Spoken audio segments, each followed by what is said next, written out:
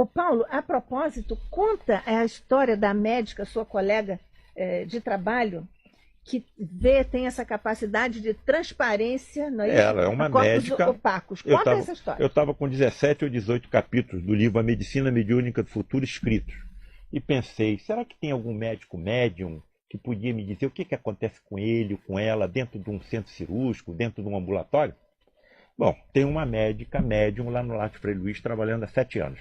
Muito assim, discreta. Eu me aproximei. Colega, eu estou escrevendo um livro assim, assim, assim.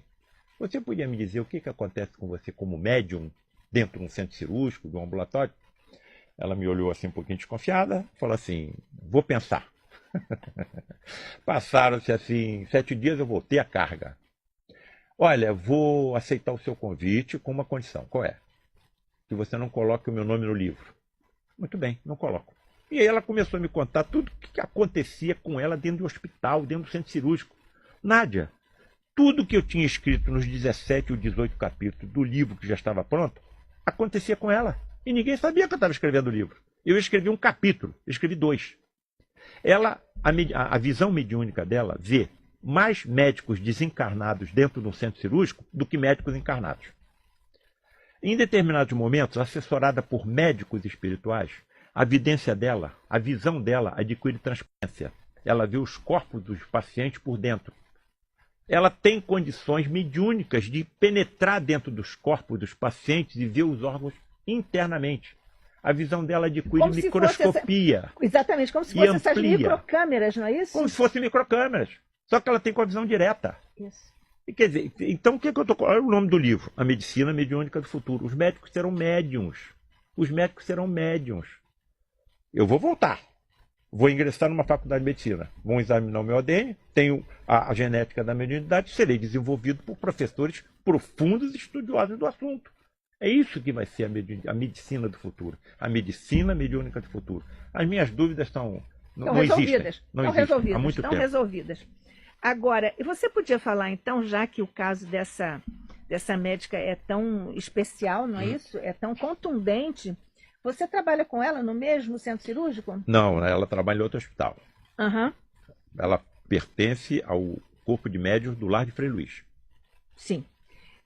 Então, essa questão da transparência a corpos opacos, nós já vimos aqui pelo... O ectoplasma pode transferir transparência a corpos opacos. Também está descrito na Medicina Mediúnica do Futuro, que já aconteceu com o testemunho de médicos, e está descrito também na Face Oculta da Medicina e no livro do Luiz da Rocha Lima, Medicina dos Espíritos. Eles perceberam, foram chamados dentro da cabine, com o médium em transe, e quando eles entraram dentro da cabine, havia um conjunto de ectoplasma, aproximadamente de 15 a 20 centímetros, sobre o abdômen do médium de efeitos físicos Gilberto Arruda. E quando eles se aproximaram, aquele ectoplasma estava transmitindo a transparência do interior do abdômen do Gilberto. Então eles viram as vísceras do Gilberto através da transparência transmitida às paredes anatômicas do seu corpo pelo ectoplasma. Quer dizer que ele tem também essa propriedade, o ectoplasma. O ectoplasma tem a propriedade de substituir... Que nós não conseguimos imaginar. Nós estamos trabalhando, a ciência está caminhando na confecção de próteses biológicas, por exemplo, para substituir até um coração. Até um coração. Nós estamos caminhando. Os médicos que atuam no Lar de Frei Luiz nos mostraram que isso é possível em questão de minutos, através de próteses confeccionadas com ectoplasma. Por falar nessas próteses, há casos de, digamos assim, implantação, se é que o termo se aplica, implantação de células trazidas pelos espíritos nos corpos materiais de algumas pessoas. Eles, em questão de segundos ou minutos, sabem como remover células tronco nossas e dotá-las de condições celulares, o termo exato é... Na estrutura mesmo, na estrutura, e torná-las capazes, por exemplo, de destruir células cancerosas. O problema é que a nossa humanidade ainda não alcançou merecimento para a resolução de tais problemas. Como é que funciona o câncer no corpo humano? O câncer funciona no corpo humano como um aspirador das impurezas do espírito colocadas em vidas passadas pelo nosso comportamento equivocado, seja pelos nossos atos, pelas nossas palavras ou até pelos nossos pensamentos. Sim. Muito bem. Certa vez um professor perguntou para mim, Paulo César, o espírito é imortal? Sim. O corpo passageiro? Sim. As impurezas estão no espírito que é imortal? Sim. E o câncer está no corpo físico que é passageiro, aspirando as impurezas do espírito que é imortal? Sim, Sim. Professor. Então por que você opera os seus pacientes? Por que você retira os tumores malignos dos seus pacientes? Olha só. Por que não deixa continuar limpando o espírito? Olha que pergunta. Ainda bem que eu tinha algum conhecimento para responder. Professor, eu não sei até onde deve ir o sofrimento de ninguém. Então eu, como médico, tenho que fazer tudo o que tiver ao meu alcance para curar, aliviar e consolar. Porque Deus age nas criaturas através das criaturas.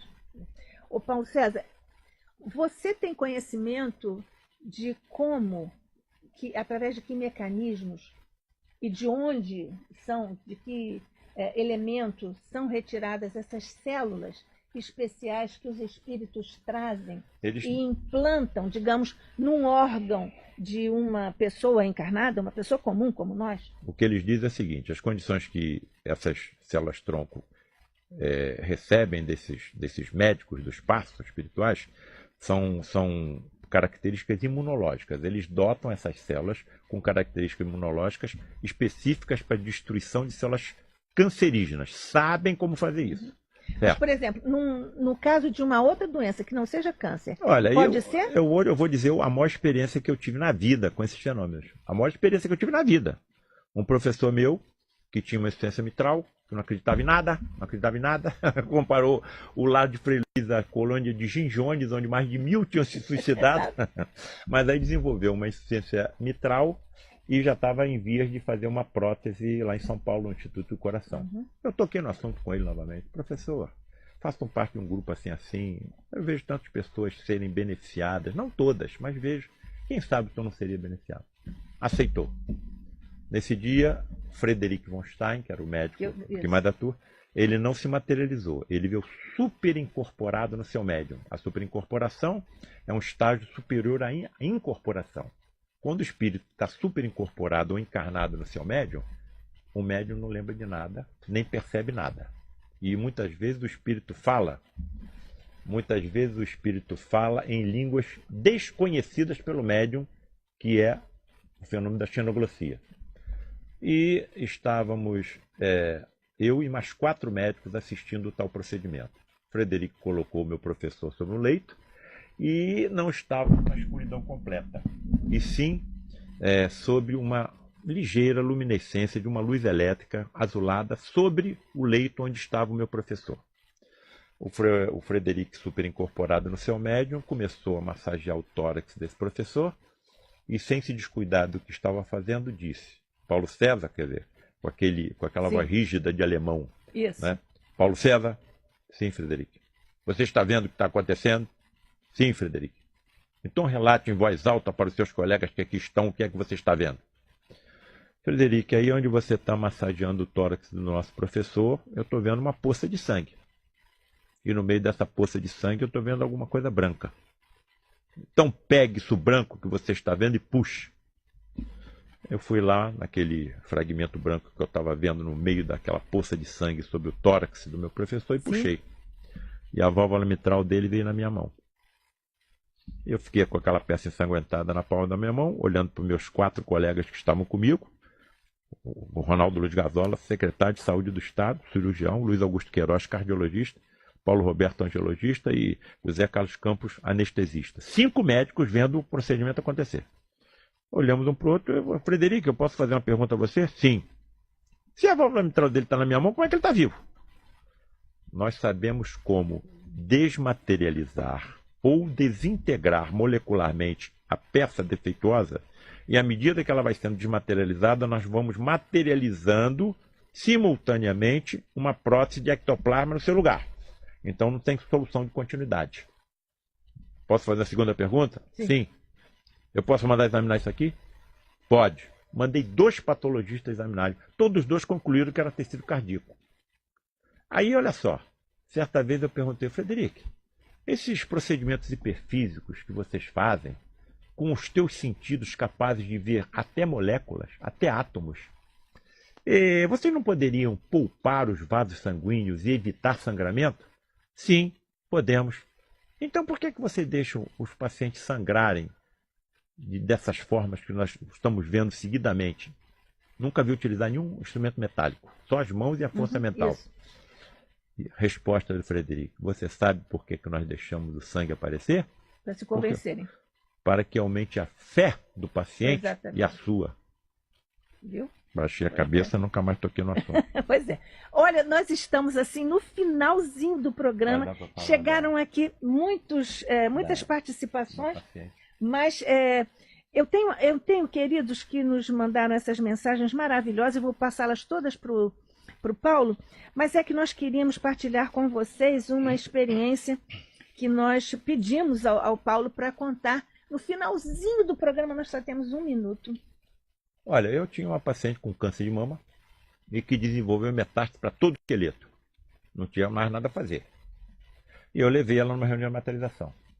Nesse dia, se materializou João Pedro, o líder dos médicos do lar de Frei Luís. João Pedro saiu materializado da cabine, veio até o leito onde estava a paciente, que todos nós, mais cedo ou mais tarde, passaremos por algum momento de sofrimento, doença, e ficou cuidando da paciente, fazendo jorrar sua luminescência do seu corpo sobre a paciente e também de um instrumento que ele materializou com ele. Eu estava ao lado do leito. De repente, João Pedro começou a conversar com uma outra entidade que nós não víamos, mas ouvíamos a voz pelo fenômeno da voz direta. A entidade materializa só a laringe. Se a laringe não estiver bem solidificada ou fluidificada, nós não vemos, mas ouvimos a voz. Em inglês fluente. Tão rápido era o diálogo entre as duas entidades, uma materializada e outra se manifestando pela voz direta, que eu não estava conseguindo acompanhar nada. Mas uma palavra repetiu insistentemente. Wonderful, wonderful, wonderful. Maravilhoso, maravilhoso. O que pode estar vendo tão maravilhoso com uma paciente tão grave? Eu estava naquele momento, Nádia, vendo 4 dos mais fantásticos e raros fenômenos descritos pela ciência do espiritismo. A materialização do espírito, a bioluminescência, a produção de luz pelo corpo de um ser vivo, o fenômeno da xenoglossia, as entidades falando línguas desconhecidas do médium, e o fenômeno da voz direta. 4 dos mais fantásticos fenômenos ao mesmo tempo. Fiquei calado, mas a primeira oportunidade que eu tive, eu perguntei ao Frederico. Frederico, o que o João Pedro e aquela outra entidade que se manifestava pela voz direta tanto elogiavam naquela paciente tão grave? Resposta. Eles estavam elogiando a forma como ela estava aceitando a prova da sua doença. Ela não blasfemava contra Deus, ela não acusava os médicos, e tudo que a medicina de vocês estava oferecendo como forma de alívio, ela estava aceitando resignadamente. E aquilo estava trazendo um grande benefício espiritual para o seu espírito. Isso. Vejam que lição. Pois é. Olha, esse maravilhoso que nós já vimos aqui com os depoimentos que vêm do plano espiritual, e é um adjetivo que está aqui em muitas mensagens do WhatsApp. Nós vamos... Paulo César, depois nós resolvemos aqui, respondemos um pouquinho pelo WhatsApp, claro. Não é isso? Sinto muito, mas nós não temos, mas estouramos o programa. E as respostas estão nos livros, 5 livros por enquanto. Isso. Nós agradecemos a você, Paulo César Frutuoso.